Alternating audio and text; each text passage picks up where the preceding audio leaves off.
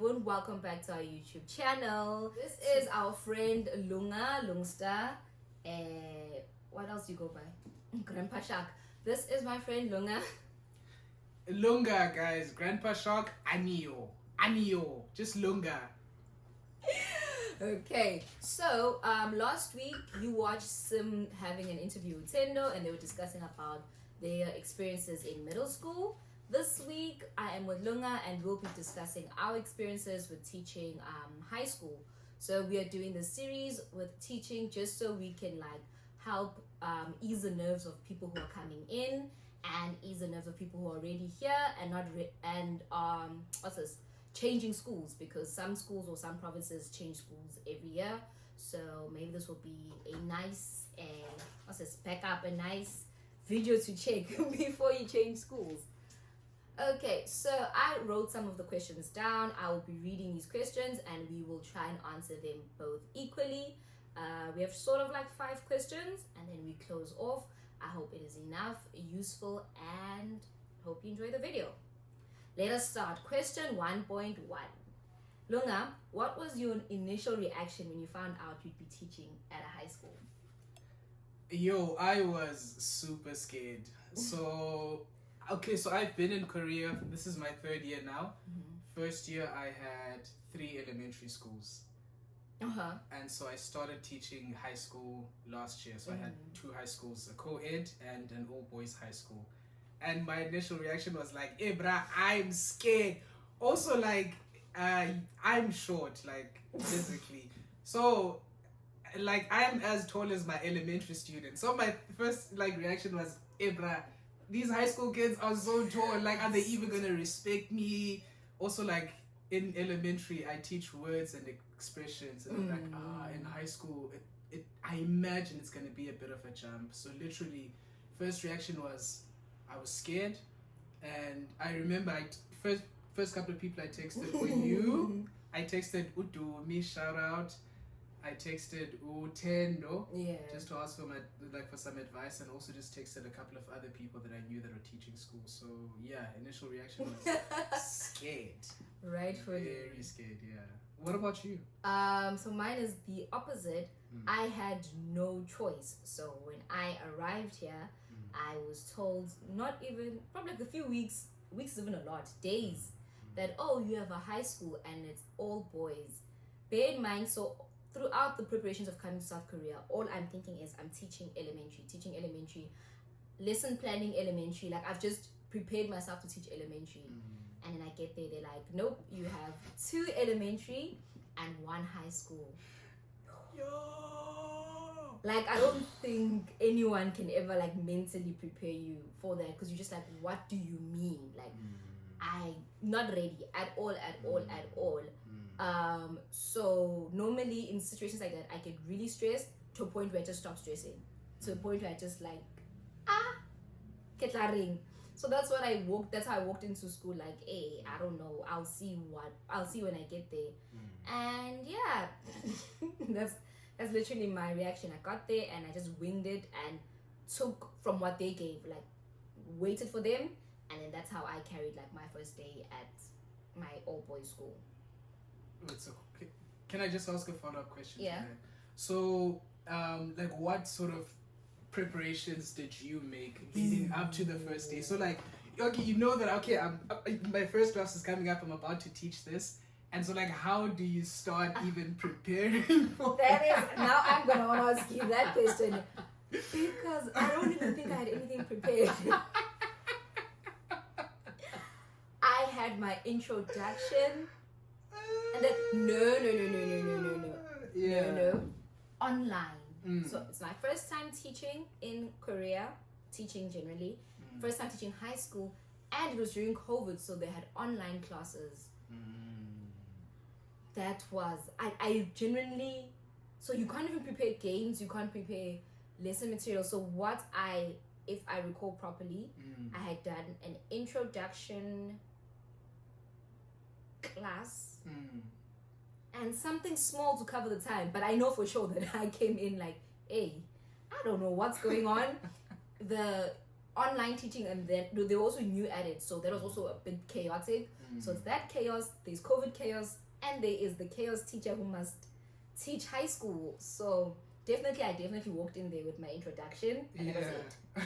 Nothing more, nothing less, no lesson plan, no direction. I was like, you're going to give me the goal. You're gonna give me everything, and I'm gonna take from you and be the teacher that you want me to be. Basically, I'm brave. Tell you. Yeah, that's brave. I don't know where I got that from. Literally. Yeah. So I think for me it was very similar. Like, I was like, okay, the first class is going to be like, I'm gonna gauge what the standard is and be able to plan from that class going forward. Oh, what do on that day one? So on day one, this is after having multiple conversations with you, with Udumi, with Tendo mostly, and I think I got a lot of like valuable advice from you guys. So for example, you gave me a lot of lessons that got me through the first semester. Spoon-fed. So that was actually number one. I was very spoon-fed. So yeah, your lessons, a lot of them really helped. With the first semester especially.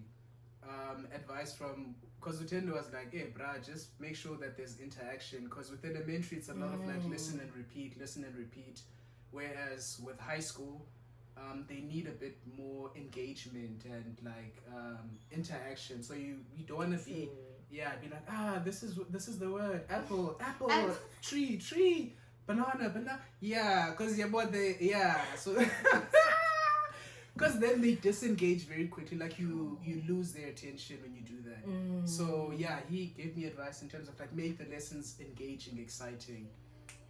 Yeah, you had it nice. Yeah. So going in, like that informed how I structured my introduction lesson. So I had a lot of activities where from the onset it was like to grab their attention. So for example, we did what's that game? Human Knot, where they get into like groups of 5 and they do the whole thing. Day one, Human Knot. And that's day one. They don't even know each other like that. But it worked out. So Human Knots. Did some other icebreakers, and then you being a wholesome teacher. Hey, but it was thanks to you guys. It was thanks to you, literally. Because if you guys, if I didn't talk to you guys, I would definitely have been underprepared for that. So that helped a lot. So the first class went well. Also an introduction class. So a lot of just games, activities, bouncing off the students, and then I think in the last 20 minutes I started talking about myself and where I'm from and blah blah blah. Love it. Wholesome teacher. Like a whole different, like totally different experience. Yeah. Love that for you. Let's go to the next one. I'm just like, wow. Okay. Basic, almost similar to what we've just discussed. How was your first week and how did they receive you? Yeah, so like I said earlier, I had both a co-ed and an all-boys high school. Yes. Okay, I think it's helpful to explain the difference between the two schools. So one was a vocational, so there are two types of high schools in Korea. One's a vocational high school, where the students are basically preparing for a career straight after high school, so they're going into the job market.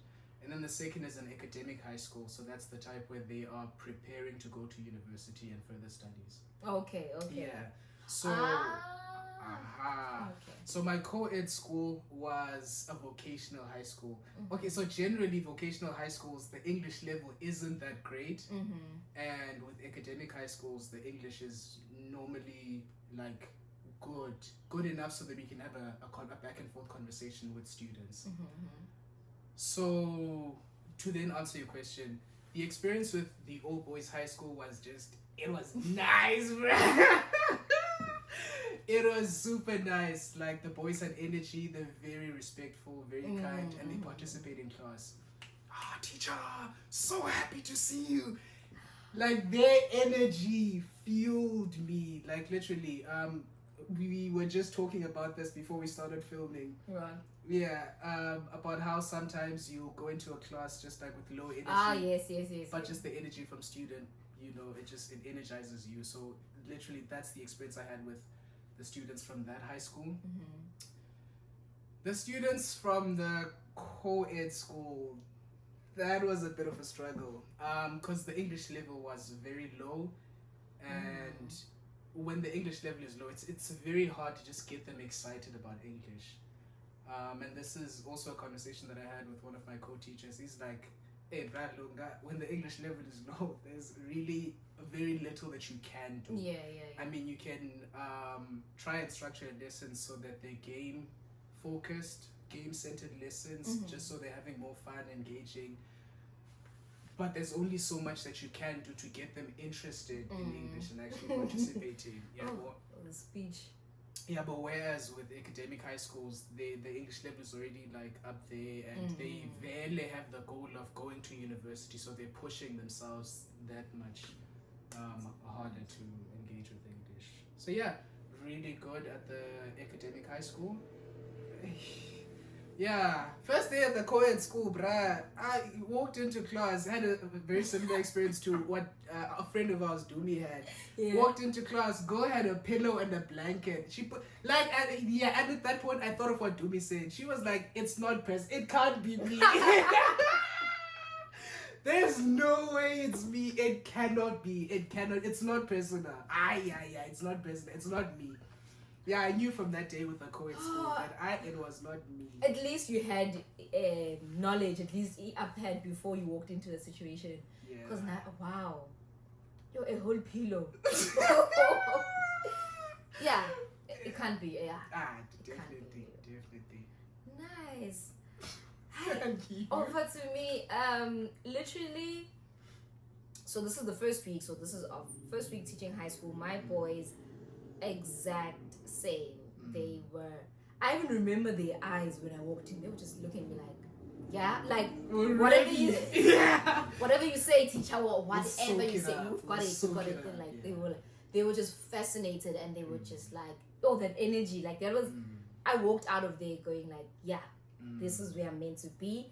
This is it. Like it was the best feeling. I think I carried it through to like, what am I now? 3rd year. Yeah. I mean, you know this. Like by the time I got my 3rd year, I'm like, I want high school again. Like I left that school going, I need to do this job again. I need to be here. Amazing. Like I've got nothing more to add on. They just received me well. I received them well. Like obviously I took it from their energy. Give and take. Like we just worked literally throughout the year. Perfect. That's all I can say. Right, let's move on to the next question. Now that you have taught at high school for a whole year, what are the key... Oh, no, let me fix that. So now that you have taught them, what are the key differences between teaching the all boys and... I feel like you've answered this. The boys and the co-ed. Yeah. Do you want to reiterate, or is there one major key difference that you would highlight in terms of... Because you've already said the levels are not the same. Gotcha, yeah. So maybe how do you teach the two schools? Do you do same? Gotcha. I think another key difference is just the energy levels. The boys' high school I've taught at, just like most classes are very energetic, and I think it's because even back home, I think generally like boys' high schools, like because there aren't any girls, so like you're less self-conscious as a guy. Actually, I would have to agree. For someone who teaches all three, So the boys' high school very like they're not self-conscious. They're very like free, energetic. Whereas with the co-ed school, I think both sexes, so both the girls and the boys, were very like self-conscious because the other gender's there, they're watching. So not as confident to participate and make mistakes. And then in terms of teaching them, like when you make materials, do you prepare the same for the boys or the same, especially because we've got different levels? How do you go about the two majors? So with the, like I said in my first year, so your lessons helped a lot, and I think the guideline that I got last year was just focus on speaking. Like that's literally all they told me. They just said focus on speaking, and I'm like, but what does that mean? Like, yes. such a broad focus on speaking. Just focus on speaking. So I literally had free reign to do anything that I wanted to do. So some lessons I'd play games from start to finish. Other lessons I'd focus on a particular topic. So like let's plan a trip. So I teach them about planning an itinerary, and then we do an activity where they plan that out. Another day we talk about schedules, they plan that out. Another lesson we'd focus on debating, we talk about terminology, have them break into teams and do debates. So with that school, did a lot of different things. So that was last year. This year, there's a bit more structure. So my school told me, okay, listen, we're gonna have a theme for first year, second year. I mean, first semester, second semester. So for first semester, we've got a theme, and that really helps me a lot because then it informs how I plan my lessons. So lessons this year I've had a bit more focus. Still focusing on speaking, but it's directed more towards a presentation test that they are going to have at the... Which one is it? The boys? This is the boys' high school, yes, that they're going to have at the end of the semester. So with the boys, I'm able to focus on more speaking activities, have them do things where they actually do presentations, do debates and that sort of stuff. Whereas so I only taught the co-ed school last year. I'm not teaching them this year. This year I've got 1 high school, 2 elementary schools. Okay. With the co-ed, because the English level was very low, I think the focus was more on game-based lessons. And what that translates to is sometimes I take 6th grade lessons and just... you make a plan, like you said, like... You make a plan, you literally make a plan. Because, so some lessons I teach with them, I'd find that they were too difficult. They were above their English proficiency. Whereas with game-based lessons, they'd learn a few. So literally, I teach them the same way I teach my 6th grade students. Like listen and repeat. Then after they've learned the keywords and expressions, then I'd have them like play a game and engage with the material in that way. So I think, that's what informs the lessons I teach. It's the English level and how excited they are to actually like learn English. Because if the excitement is not there, Ebra, you can't bomb it. I poppy, I bomb.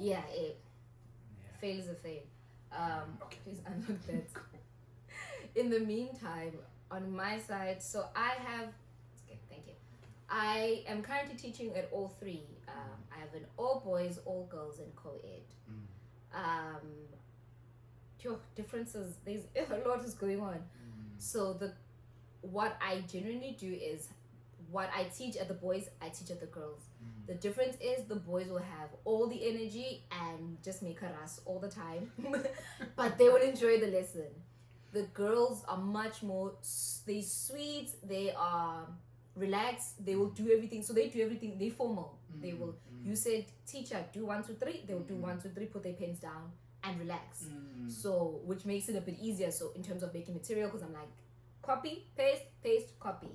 That's simple. Whereas with the co-ed is the same. What did you call it? A vocational school. Co-ed, a whole different ball game. I need to make the lessons, I don't want to say energetic, because it's up to them how they feel, how they receive it. But I don't do the same lessons. Or what I'll do is, if the lessons I did at the 2 schools were based on a video, I'll take that video and make it less like similar, but like tone it down a bit, like really simple, like simplify it for the co-ed. Or at the moment, I've currently just decided to do video lessons because the videos are actually fun and they enjoy the videos. So what I'll do is I'll introduce the keywords, do the whole listen and repeat, like prepare them and inform them about what they're going to watch, and then from there I play a game. One. And the other difference I think is just nothing more. The only difference I always watch is the behavior in the all boys and the all girls. It is so different. The boys really don't care. Confidence on 100. It doesn't matter what they're saying, they're going to be confident. Very forward, like they're the first, the second. My Korean teacher walks in and I'm not there, they're like, where's teacher? And they're like, relax, she's coming. If I'm late, like 2 minutes late, I know they're gonna come running in. Teacher, we're here to fetch you, we're here to protect you. That's what they say. Teacher, yes, we're here to protect you. And I'm just like, sometimes, and when they're doing that, it means I'm having a bad day maybe, and there's something I'm doing in the office. So I'm like, I don't even have time to clown with you, but that's what they are. They are clowns 24/7. So that also means in their work, it's clowning. So you have to supervise the boys more. Like, make sure that while they're giggling, having the fun time, they're actually doing the work. Yeah. So that's how it is teaching the boys. The girls, opposite.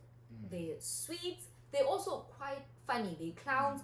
They just they won't shout. They will just speak amongst each other. So because I walk around the tables a lot, I get to chime in and listen to this, and then we talking and a side comment. Next thing I'm having like a whole 5-minute comment. I sometimes this one time I almost forgot, like, and I've got a timer. Next thing I've spent 5 minutes at this one group because we're just going on and on and on and on. I don't even know what the topic was. And I was like, you guys, now I'm late. They walk in, if I've missed a few lessons with them, they'll be like, yo teacher, we missed you. They will walk in, anything inspires them, the girls. If I have the curtains up, they'll walk in, wow teacher, view. It's trees, it's a building. Nothing fabulous, I promise you. I will spend 5 minutes with 3 different people discussing the view, and I'm like, okay guys, thank you, great view. Can you sit down? Trees, teacher, mountains. Hello sir, yes, and teacher. And then they ask me random questions. Have you been to what tower? And I'm like, where are you seeing the inspiration of a tower? And they're like, oh, that thing looks like a tower. I absolutely love it. The girls are amazing. In their energy, in their work as well. So the super quiet class, you don't even feel awkward. The super quiet class, you know that whatever you say, they'll do. They're very formal, they do whatever. They're the ones, they don't giggle, they don't laugh, they don't do anything. And then I also have the ones, you hear them from the stairs, and I'm like, this is class ban. They are the ones that are going to stand by the view. They're going to be like at the hallway. You are going to have to shout like 3 times, okay, thank you. So that is really interesting in just how they work, sorry, another thought just came in. So like you were saying, confidence in the boys, with the girls, exact opposite. Amongst themselves, you can tell this is an all girls. Everyone everything. Everyone's insecure. Everyone is watching themselves. Everyone is, so if you are funny, you are very brave. You can see the funny girls, they are the ones that are like, yeah. But you can feel the sense of Lorna, you see the looks, the eyes. I remember I caught one giggling over how I think the only thing that girl did was stand up. But I think they were judging how she wears her uniform, because it was the it girls. Like you start noticing all these things. Like they're the girls in the class that think, they own the class. So they were making a remark, and I remember I gave them a look. I'm like, listen, what's not gonna go down in this class is the snacksing and behavior. I will separate you. You will leave my class, even though you can't do that in Korea. But yeah, so the girls amongst themselves, you see the how they treat each other, which is really, it's sad. I want to say, because I don't think, because at their age they don't realize the emotional damage they're doing to each other. So when it's just every day I'm going to laugh at you. I know 3 years later of that. So you want to also like intervene, counselor and everything, but lack of language really, it gets to me sometimes. But as for now, I'm happy with that. They change seats every week or something like that. So when they separated, I've seen with, oh, your friend, the one that makes noise, is not with you. Then that one today was it's love it. Love it. And yeah, that's literally the major differences. Question. How long does it take you to how long actually does it take for your students' personalities to start manifesting themselves? Because you know how in the beginning of the year, like everyone's like quiet, shy, they listen to teacher, they're like, everything the teacher does. And then yeah, 2 weeks. 2 weeks. 2 weeks. I've watched it with all of Gage. The first week, who are you? Second week, okay, we think we got this. Third week, it's whatever. They just change literally like a flip of a coin. Yeah. I would definitely say 2 weeks. What would you say? Yo, so for me, I was actually very conscious of it this year. And for me to like fully see their personalities like come out took about, I'd say first month I started to see, okay, these are my extroverts, these are my introverts, these are the confident ones, these are the quiet ones. But I think they fully blossomed in the second month. Yeah, in the second month. Yeah. Then Dimi problem. No. Yeah.